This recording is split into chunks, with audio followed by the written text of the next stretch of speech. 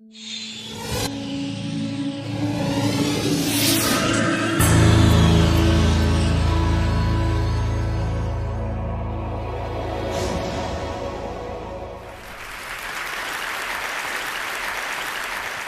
was a Saturday afternoon in May, and I suddenly realized that the next day was Mother's Day, and I hadn't gotten anything for my mom.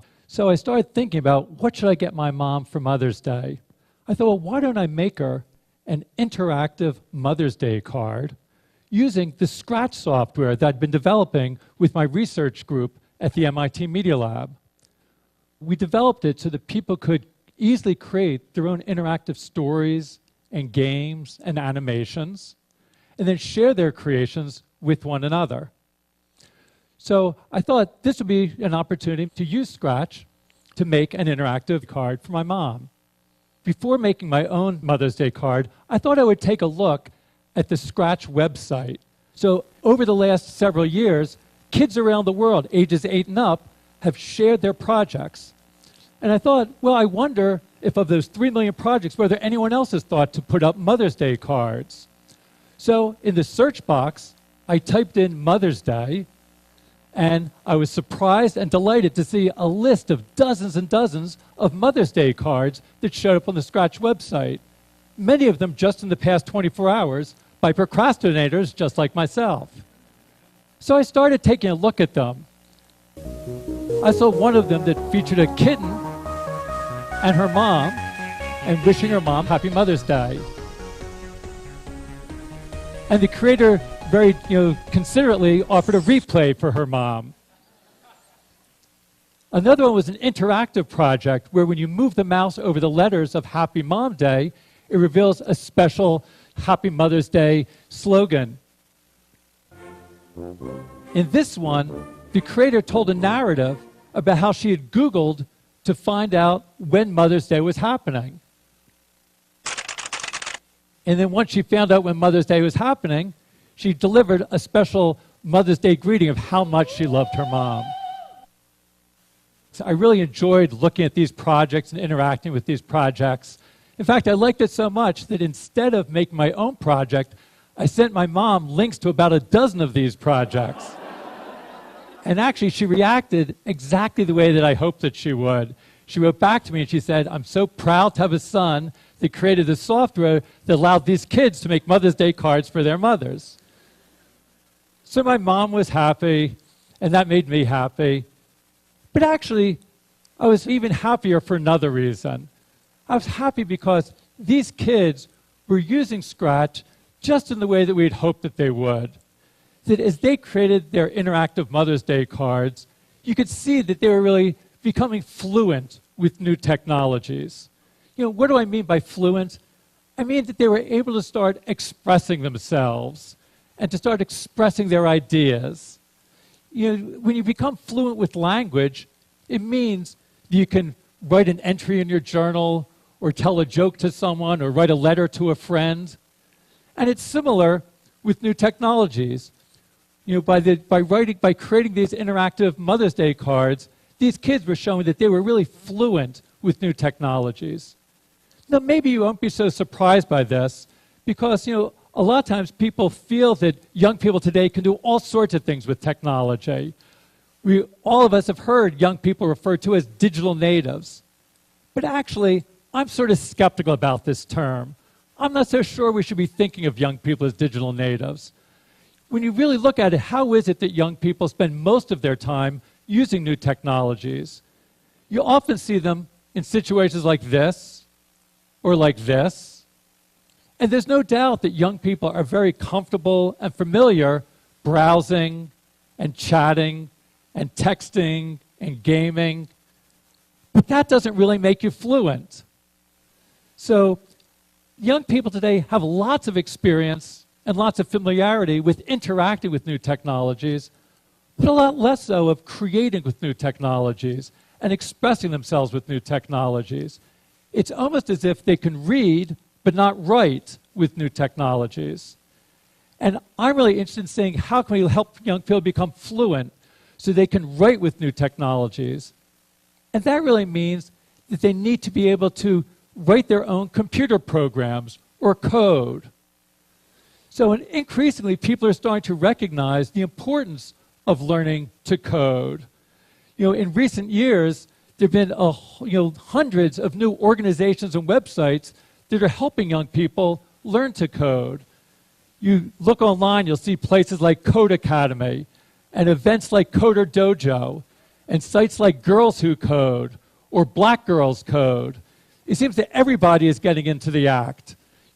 Just at the beginning of this year, at the turn of the new year, New York City Mayor Michael Bloomberg made a New Year's resolution that he was going to learn to code in 2012. A few months later, the country of Estonia decided that all of its first graders should learn to code. And that triggered a debate in the UK about whether all the children there should learn to code. Now, for some of you, when you hear about this, it might seem sort of strange about everybody learning to code. When many people think of coding, they think of it as something that only a very narrow subcommunity of people are going to be doing. And they think of coding looking like this. And in fact, if this is what coding is like, it will only be a narrow subcommunity of people with special mathematical skills and technological background that can code. But coding doesn't have to be like this. Let me show you about what it's like to code in Scratch. So in Scratch, to code, you just snap blocks together. In this case, you take a move block, snap it into a stack, and those stacks of blocks control the behaviors of the different characters in your game or your story. In this case, controlling the big fish. After you've created your program, you can click on Share and then share your project with other people so that they can use the project and start working on the project as well. So, of course, making a fish game isn't the only thing you can do with Scratch. Of the millions of projects on the Scratch website, there's everything from animated stories to school science projects to anime soap operas to virtual construction kits to recreations of classic video games to political opinion polls to trigonometry tutorials to interactive artwork and, yes, interactive Mother's Day cards. So I think there's sort of so many different ways that people can express themselves using this, to be able to take their ideas and share their ideas with the world. And it doesn't just stay on the screen. You can also code to interact with the physical world around you. Here's an example from Hong Kong where some kids made a game and then built their own physical interface device and had a light sensor. So the light sensor detects the hole in the board, so as they move the physical saw, the light sensor detects the hole and controls the virtual saw on the screen and saws down the tree. We're going to continue to look at new ways of bringing together the physical world and the virtual world and connecting to the world around us. This is an example from a new version of Scratch that we'll be releasing in the next few months. And we're looking again to sort of be able to push you in new directions. Here's an example that uses the webcam. And as I move my hand, I can pop the balloons, or I can move the bug. So it's a little bit like Microsoft Connect, where you interact with gestures in the world, but instead of just playing someone else's game, you get to create the games. And if you see someone else's game, you can just say, see inside, and you can look at the stacks of blocks that control it. So there's a new block that says how much video motion there is. And then if there's so much video motion, it will then tell the balloon to pop. The same way that this uses the camera to get information into Scratch, you can also use the microphone. Here's an example of a project using the microphone. So I'm going to let all of you control this game using your voices.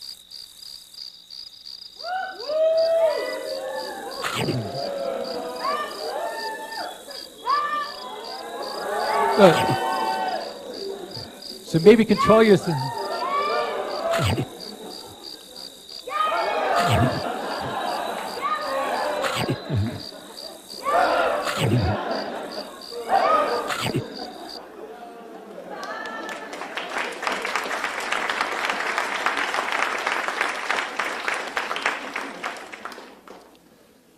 As kids are creating projects like this, they're learning to code, but even more importantly, they're coding to learn.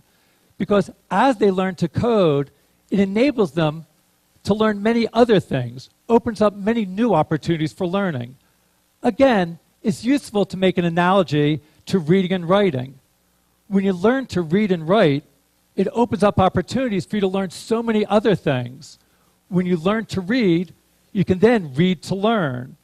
And it's the same thing with coding. If you learn to code, you can code to learn.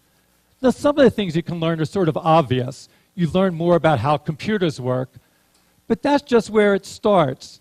When you learn to code, it opens up for you to learn many other things. Let me show you an example. Here's another project, and I saw this when I was visiting one of the computer clubhouses. These are after-school learning centers that we help start that help young people from low-income communities learn to express themselves creatively with new technologies.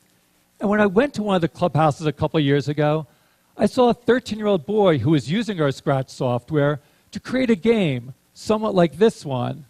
And he was very happy with his game and proud of his game. But also, he wanted to do more. He wanted to keep score.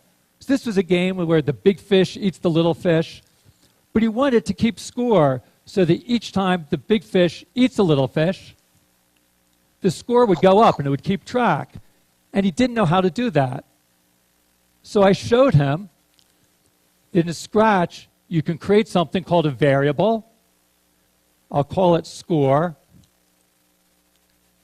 And that creates some new blocks for you.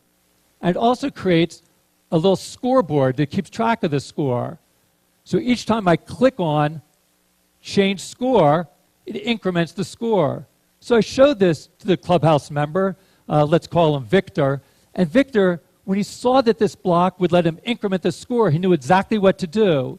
He took the block and he put it into the program exactly where the big fish eats the little fish. So then, each time the big fish eats the little fish, it will increment the score, and the score will go up by 1. And it's in fact working. And he saw this, and he was so excited, he reached his hand out to me, and he said, "Thank you, thank you, thank you." And what went through my mind was, how often is it that teachers are thanked by their students for teaching the variables? It doesn't happen in most classrooms. But that's because in most classrooms, when kids learn about variables, they don't know why they're learning it. It's nothing that really they can make use of. When you learn ideas like this in Scratch, you can learn it in a way that's really meaningful and motivating for you. You can understand the reason for learning variables. And we see that kids learn it more deeply and learn it better. Victor, I'm sure, had been taught about variables in schools, but he really didn't. He wasn't paying attention. Now he had a reason for learning variables. So when you learn through coding and coding to learn, that you're learning it in a meaningful context, and that's the best way of learning things. So as kids like Victor are creating projects like this, they're learning important concepts like variables, but that's just the start. As Victor worked on this project and created the scripts, he was also learning about the process of design, how to start with a glimmer of an idea and turn it into a fully fledged functioning project, like you see here. So he was learning many different core principles of design, about how to experiment with new ideas, how to take complex ideas and break them down into simpler parts, how to collaborate with other people on your projects, about how to find and fix bugs when things go wrong, how to keep persistent and to persevere in the face of frustrations when things aren't working well. Now, those are important skills that aren't just relevant for coding. They're relevant for all sorts of different activities. Now, who knows if Victor is going to grow up and become a programmer or a professional computer scientist? It's probably not so likely, but regardless of what he does, he'll be able to make use of these design skills that he learned, regardless of whether he grows up to be a marketing manager or a mechanic or a community organizer. That these ideas are useful for everybody. Again, it's useful to think about this analogy with language. When you become fluent with reading and writing, it's not something that you're doing just to become a professional writer. Very few people will become professional writers, but it's useful for everybody to learn how to read and write. Again, the same thing with coding. Most people won't grow up to become professional, computer scientists or programmers, but those skills of thinking creatively, reasoning systematically, working collaboratively, skills you develop when you code and scratch, are things that people can use no matter what they're doing in their work lives. And it's not just about your work life. Coding can also enable you to express your ideas and feelings in your personal life. Let me end with just one more example. So this is an example that came from after I had sent the Mother's Day cards to my mom. She decided that she wanted to learn Scratch. So she made this project for my birthday and sent me a happy birthday Scratch card.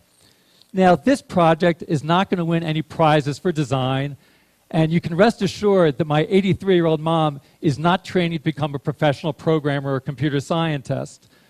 But working on this project enabled her to make a connection to someone that she cares about, and enabled her to keep on learning new things and continue to practice her creativity and developing new ways of expressing herself.